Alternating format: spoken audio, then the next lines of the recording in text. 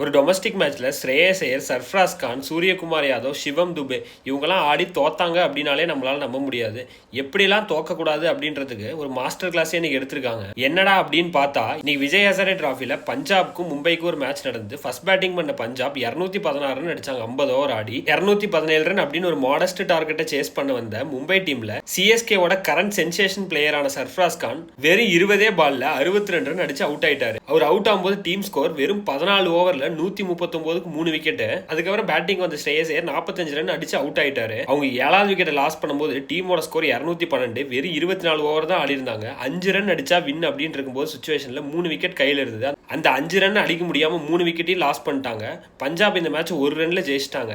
இந்த மேட்ச் எப்படி போயிருந்தாலும் சென்னை சூப்பர் கிங் ஃபேன்ஸ்க்கு ஒரே குத்தாட்டம் தான். காரணம் என்னன்னு பாத்தீங்கன்னா, சர்ஃப்ராஸ் கான் இந்த டோர்னமெண்ட் ஃபுல்லாவே இப்படிதான் ஆடிட்டு வராரு. இன்னைக்கு ஒரு 15 பால் 50 அடிச்சு ஒரு ரெக்கார்டும் பண்ணியிருக்காரு. இதை பத்தி நீங்க என்ன நினைக்கிறீங்க கமெண்ட்ஸ்ல சொல்லுங்க. இந்த மாதிரி கிரிக்கெட்டிங் இன்ஃபர்மேஷனை தெரிஞ்சுக்க சப்ஸ்கிரைப் பண்ணிக்கோங்க.